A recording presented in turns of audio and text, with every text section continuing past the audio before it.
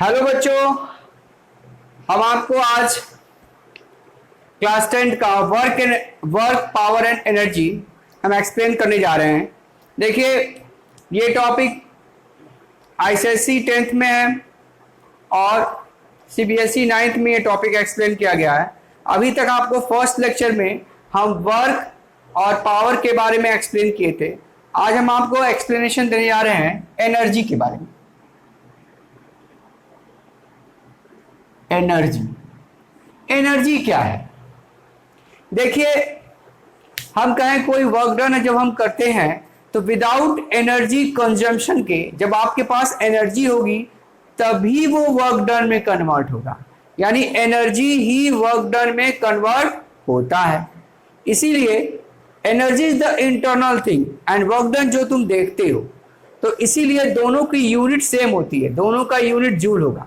यानी the capacity of doing work, यानी energy किससे रिलेटेड है? Capacity of doing work is called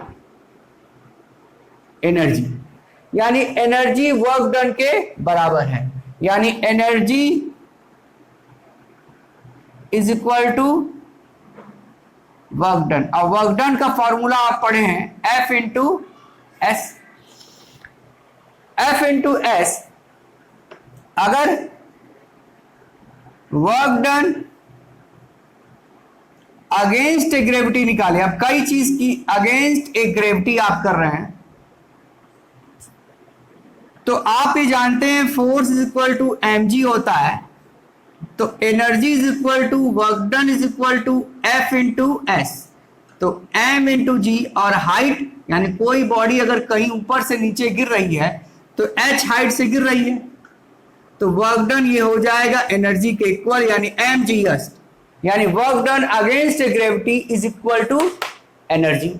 यानी अगर हम कहें यहां पर work done is equal to energy. अब जैसे एनर्जी, आप एनर्जी की यूनिट क्या है? The SI unit of energy is joule. कुछ पहली बात आप ये जान लीजिए, ये SI यूनिट है और CGS यूनिट क्या है? अर्ज है। और 1 जूल में कितना अर्ज होता है? आप अभी कहे हैं F इंटू एस, क्लियर? अगर इसको कहें मास इंटू एक्सेलरेशन और डिस्टेंस को भी मीटर में रखे हुए हैं, तो अगर हम मास को केजी में कर दें और मीटर को सेंटीमीटर में कर दें, तो मास इंटू एक्सेलरेशन और फिर डिस्टेंस है, तो डिस्टेंस क्या है मीटर में, फिर इसको सेंटीमीटर में करें तो 10 to the power 7 erg is equal to 1 joule work होगा। 1 joule is equal to 10 to the power 7 ergs, clear? Another bigger unit, bigger unit of energy होगा, क्या आप power is equal to work done upon time पढ़े थे? तो ये हो जाएगा फॉर्मूला एनर्जी अपॉन टाइम। तो energy is equal to P into T. तो अगर पावर हम वाट में ले लें, इसको किस में ले लें? वाट, इसको ले लें सेकेंड में। तो अनदर यूनिट और बिगर यूनिट भी अभी हम SI यूनिट बता रहे हैं, तो एक होगा वाट सेकेंड, और अगर इसको वाट जो हम किलो वाट में ले लें,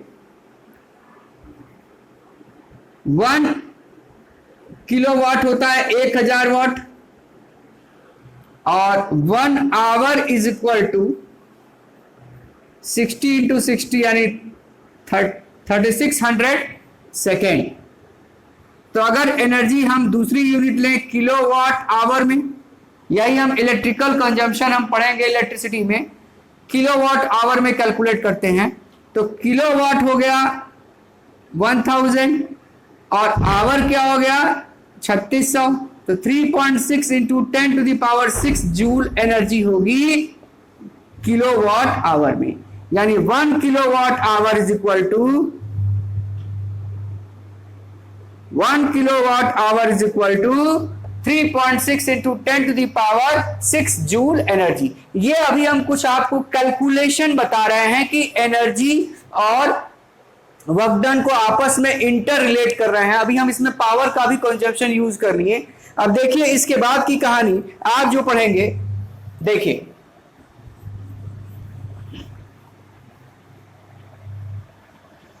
कुछ अनदर कॉन्सेप्ट। देखिए अगर आप हीट एनर्जी को कन्वर्ट कर रहे हैं तो याद करिए, हम आपको भी बता भी दे रहे हैं कि हीट कैलोरी में कन्वर्ट होता है। हीट हम कैलोरी में, हीट भी एक एनर्जी है, वो भी एक जूल में कन्वर्ट होता है। तो हम कहें 1 calorie is equal to 4.18 joule. इसको याद रखिएगा।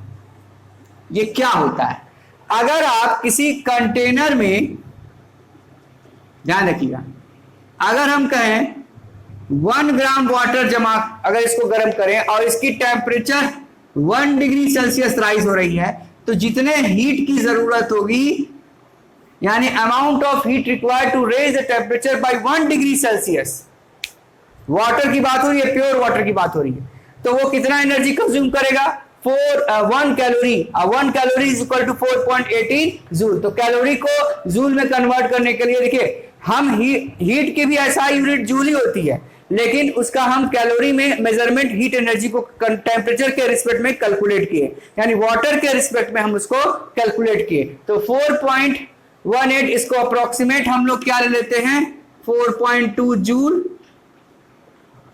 एनर्जी लेते हैं, यानी 1 डिग्री राइज करने पर जो टेम्परेचर हमें, जो हीट चाहिए, दिस इज कॉल्ड 4.2 जूल। ये हीट एनर्जी के बारे में हमने बताया। अब कुछ हम और बताना चाहते हैं आपको। देखिए अगला है काइनेटिक एनर्जी। देखिए एनर्जी प्रैक्टिकल दुनिया में मैकेनिकल एनर्जी, और मैकेनिकल एनर्जी में 2 टाइप्स के होते हैं। एक काइनेटिक एनर्जी, दुनिया में या तो कोई चीज मोशन कर रहा है या तो रुका हुआ है। भाई दुनिया में अगर देखा जाए तो 2 ही वैरायटी के आदमी दिखेंगे, या तो चलते हुए या तो रुके हुए। जब वो चलते हैं तब भी उनमें एनर्जी होती है, और जब वो रुके होते हैं तो उनमें कौन सी एनर्जी होती है, वो कहलाती है पोटेंशियल एनर्जी। यानी the energy stored due to their position and the energy possess due to motion is called kinetic energy. यानी कहने का मतलब यह है, पहले हम आपको एक्सप्लेनेशन देने आ रहे हैं काइनेटिक एनर्जी के बारे में।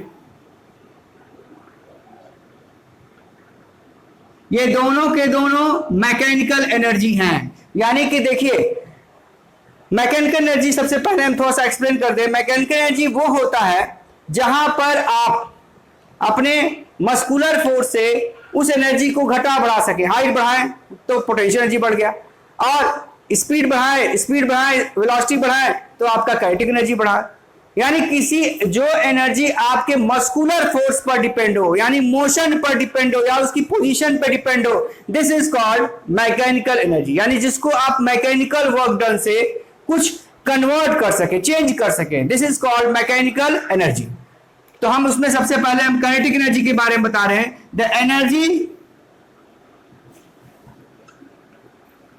The energy possess due to motion of body और particles is called kinetic energy. अब देखिए काइनेटिक एनर्जी अभी हम पहले बॉडी के रिस्पेक्ट में एक्सप्लेन कर रहे हैं। मान लीजिए कोई बॉडी है जिसकी initial motion of the body और particles is called kinetic energy. अब जब बॉडी मोशन करता है तो उसको मेजर कैसे करते हैं। अब हम काइनेटिक एनर्जी इन दिस वे,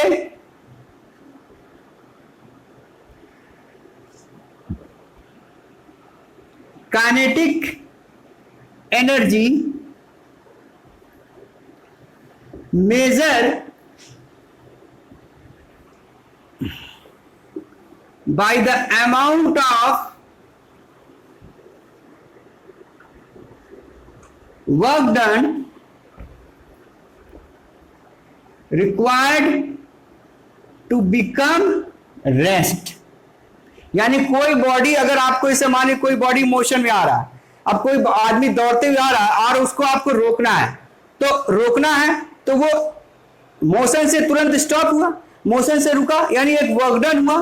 तो वो वर्क डन कितनी क्वांटिटी में होगा, दिस भाई आपने उसको रोका तो एनर्जी कन्वर्ट हुआ वर्क डन में, यानी वही एनर्जी यूटिलाइज हुआ, वही एनर्जी उसके जो अगेंस्ट वर्क डन किया उसको उतना ही एनर्जी लगाना पड़ा जितना कि बॉडी में है। तो हम कहेंगे कि अगर हम मेजर करना जाएंगे, in this way the kinetic energy measure by the amount of work done required to become rest, यानी उसके अगेंस्ट जो फोर्स लगाया, यानी इस केस में रिटार्डेशन होगा, यानी रिटार्डेशन होगा। Therefore let us consider that a body move with initial velocity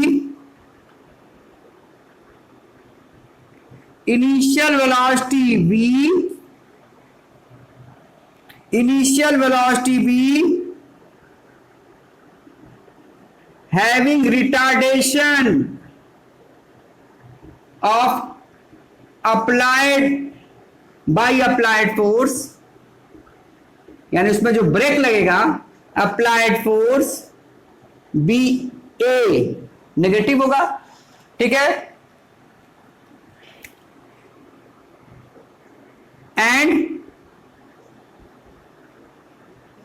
final velocity is 0। तो अगर हम by third law of equation of motion, third law of equation of motion use करें तो V square U square plus 2as। अब यहां पर initial velocity आपका क्या है, फाइनल वेलोसिटी 0 है, इनिशियल वेलोसिटी आपका v है और ये निगेटिव है तो 2as, तो v square is equal to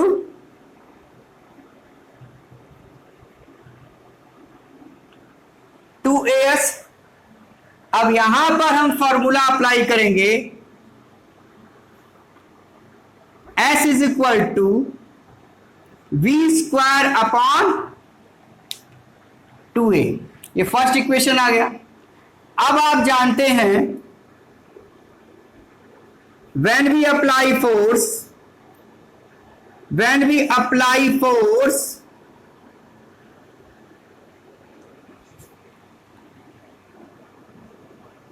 to stop body,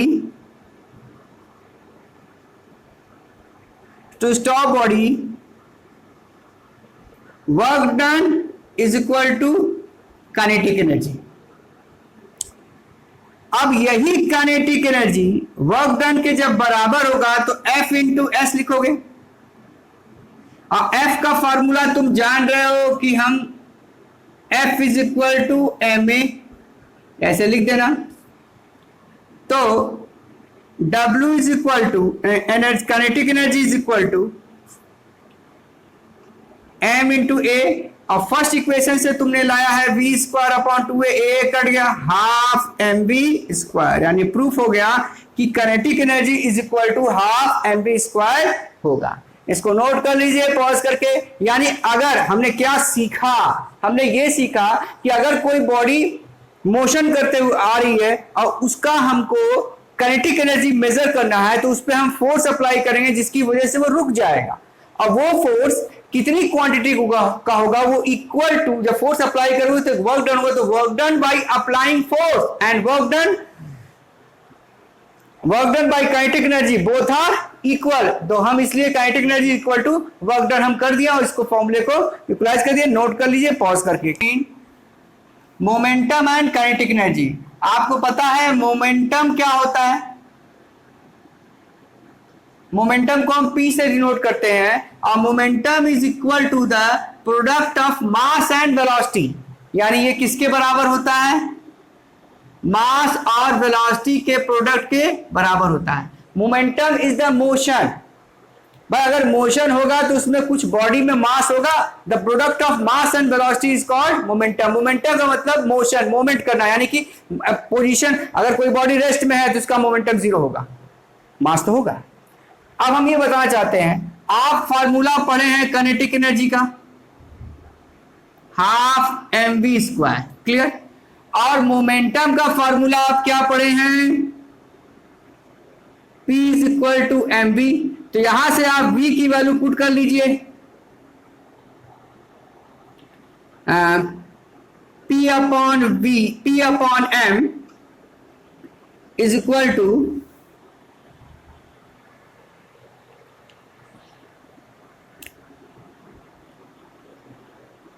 P upon m is equal to v। Therefore kinetic energy half m, और v की वैल्यू पुट करिए, v की वैल्यू है P अपॉन m का होल स्क्वायर। तो half m P square upon m square, एक m कट गया तो आंसर क्या आया? Half m into P.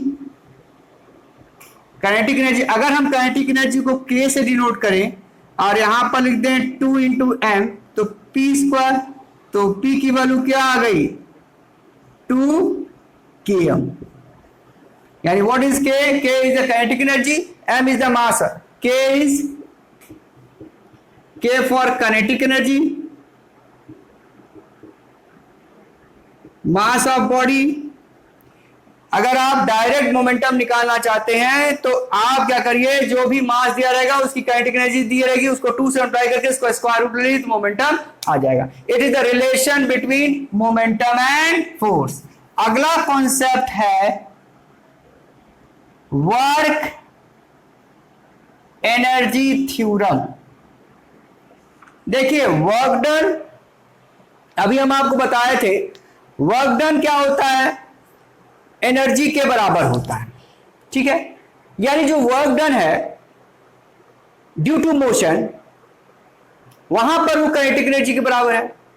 लेकिन बॉडी अगर कोई मोशन कर रही है और उसकी वेलोसिटी में चेंज आया तो उसमें कितना वर्क डन होगा? मान लीजिए कोई बॉडी 5 मीटर पर सेकंड की स्पीड से चल रही है और एक बैग अपना चेंज करके 10 मीटर पर सेकंड कर दी, तो उसमें परिवर्तन हुआ, आपको चेंज दिखा। ट्रेन चल रही है 5 मीटर पर सेकंड से, एक बैग अपनी स्पीड बढ़ा ली, तो आपका एक नया वर्क डन, मतलब कुछ अगेंस्ट एक्स्ट्रा वर्क डन होगा, मतलब पहले तो वर्क डन कर ही रहा था।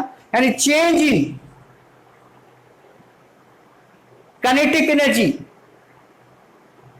Is equal to work done. Work energy theorem ये कहता है the amount of work done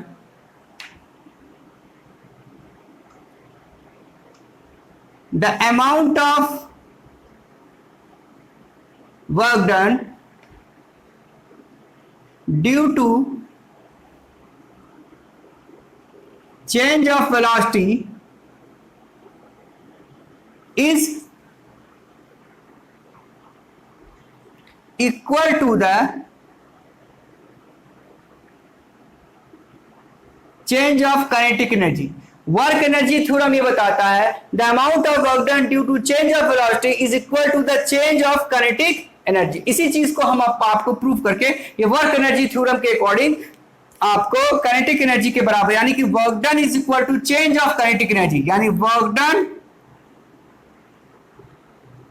is equal to change in kinetic energy, ये हमको प्रूफ करना है। क्लियर? तो मान लीजिए कोई बॉडी है, let us consider that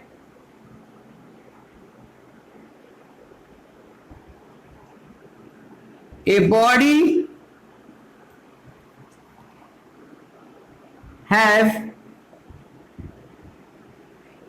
initial velocity v, initial velocity u लेते हो, एंड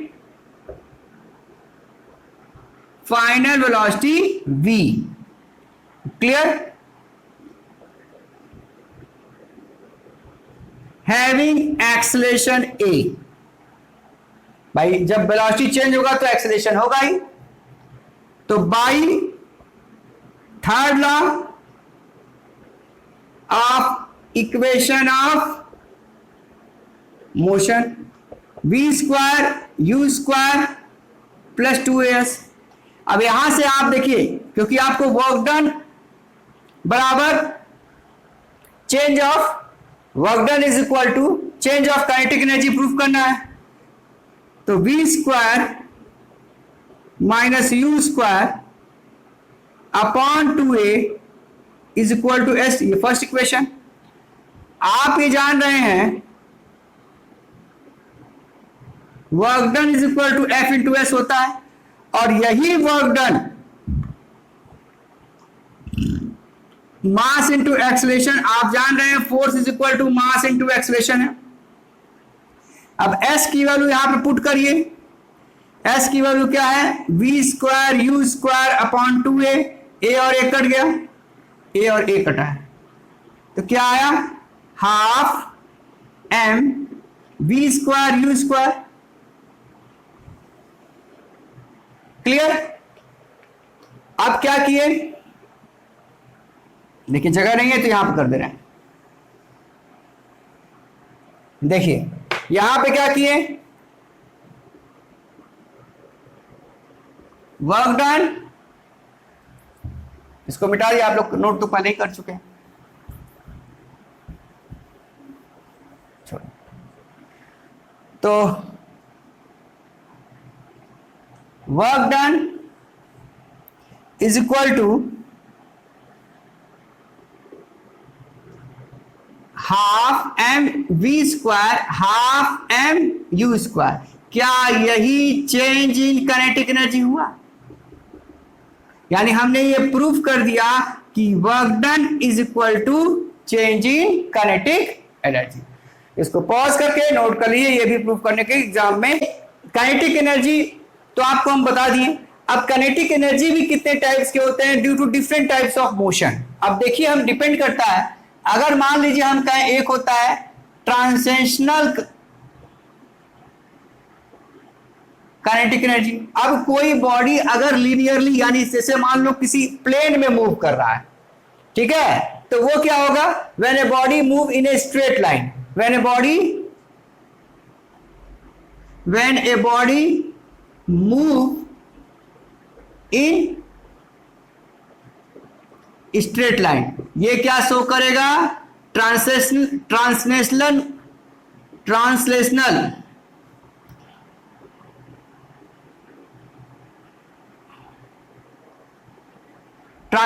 काइनेटिक एनर्जी। क्लियर? जैसे हम कहें मूविंग ऑफ कार, ठीक है, moving of car, throwing of stone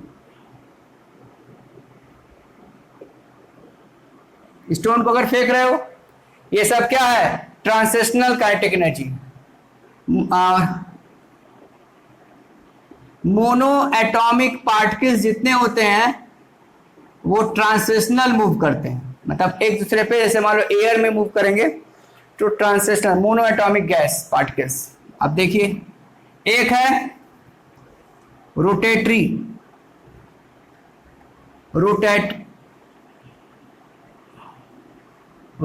kinetic energy. अब जैसे मान लो हम कहें लिक्विड है जिसमें पार्टिकल्स ऊपर नीचे ऐसे ऐसे पूरे इस तरह पार्टिकल्स ऊपर नीचे, यानी when body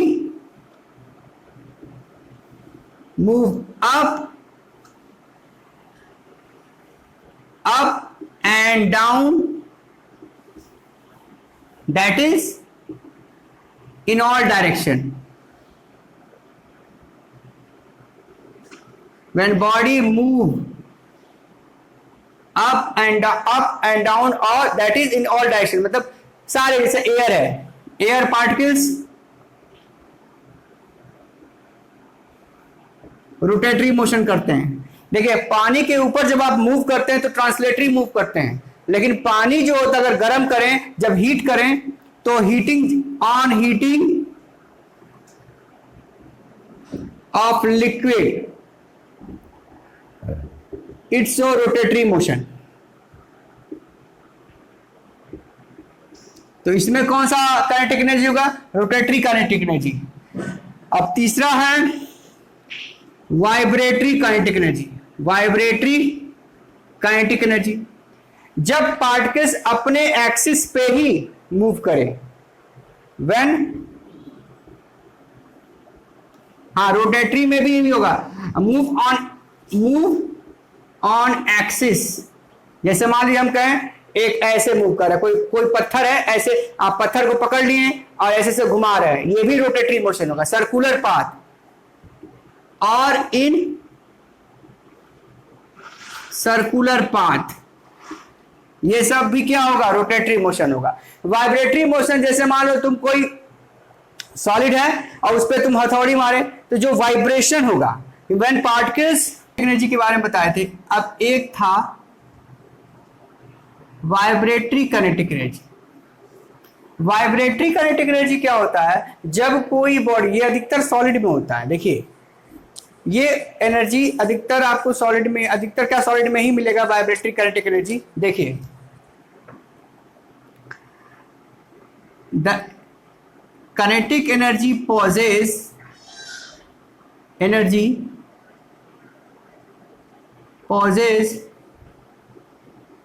due to back and fro, to and fro लिखो, due to and fro motion of body is called vibratory kinetic energy. जैसे आप कोई वायर को अगर आप प्लग करिए, तो ऐसे प्लग करने पर ऐसे हमारी कोई वायर स्ट्रेच वायर, उसको प्लग करिए, यानी plugging of wire, plugging of stretch wire और vibration of solid, vibration of solid by beating with hammer. किसी हैमर से मारो, देखो उसमें कौन सी काइनेटिक एनर्जी होगी? Vibratory kinetic energy. और सिंपल पेंडुलम में जो ऐसे बॉब मूव करता है, in simple pendulum, simple pendulum में भी वाइब्रेटरी काइनेटिक एनर्जी आया। अब आया आपका पोटेंशियल एनर्जी। देखिए पोटेंशियल शब्द होता ही है एनर्जी के लिए, यानी एनर्जी स्टोर। अगर किसी बॉडी में उसकी पोजीशन के वजह से जो एनर्जी स्टोर होगी, देखिए ये कहानी इलेक्ट्रोस्टैटिक्स में भी होता है, यानी चार्ज के अंदर बॉडी हो तो उसके अंदर इलेक्ट्रो पोटेंशियल पढ़ते थे आप लोग इलेक्ट्रिसिटी में। तो energy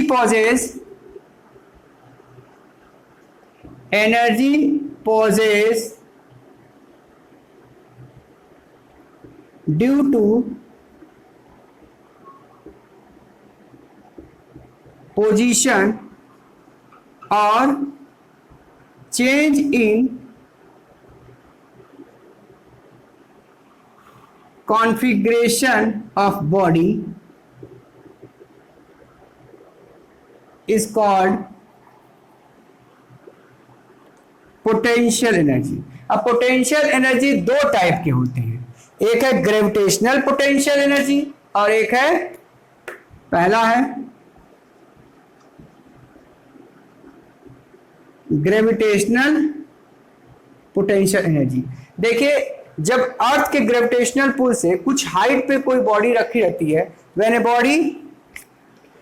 body place at a certain height, when body place at a certain height from the center of earth is called gravitational potential energy. अब ये ग्रेविटेशनल पोटेंशियल एनर्जी लिखे, it depend on the height of body. अब कैसे depend होगा? अगर height बढ़ेगा तो जैसे मान लीजिए अगर कोई बॉडी इस पोजीशन पे है और अगर कोई बॉडी इस पोजीशन पे है तो इसकी हाइट ये h1 है, h1 is greater than h2 है, तो इस बॉडी की पोजीशन, एक ही बॉडी है, इसकी पोटेंशियल एनर्जी अधिक होगी। ये ग्रेविटेशनल पोटेंशियल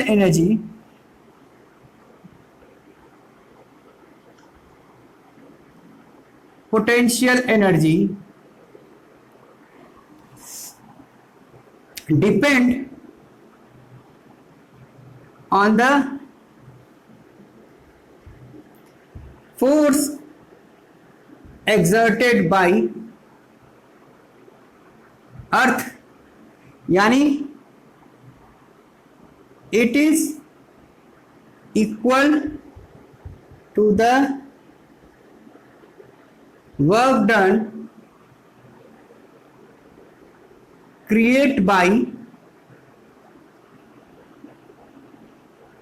gravitational pull, यानी work done is equal to potential energy. Work done का फॉर्मूला क्या पढ़े थे? F into S. एफ क्या वेट के बराबर होता है और वेट क्या mg के बराबर होता है, ऐसा आप जानते हैं। ये mg हो गया और हाइट को हम लिख दिए h, यानी potential energy depend on the height of a body, यानी जैसे जैसे हाइट बढ़ेगी यानी potential energy is directly proportional to the height of body from the centre of earth.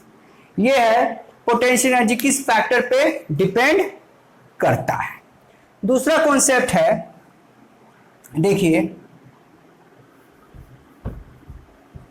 Elastic potential energy. दूसरा है elastic potential energy. Elastic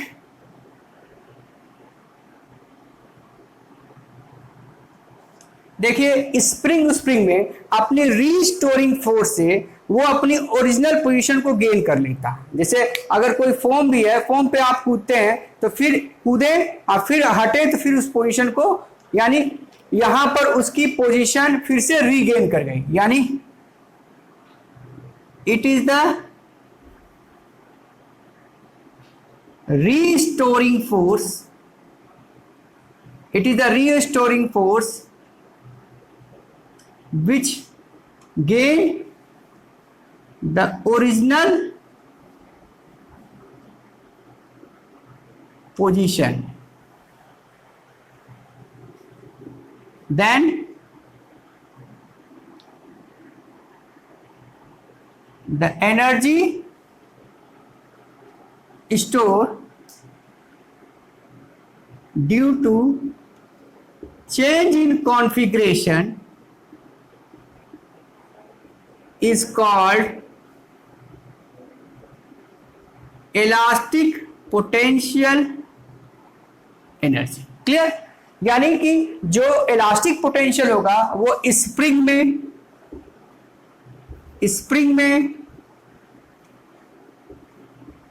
foam में, ये सब में जो एनर्जी होगा, पोटेंशियल एनर्जी, वो किस पर डिपेंड करेगा?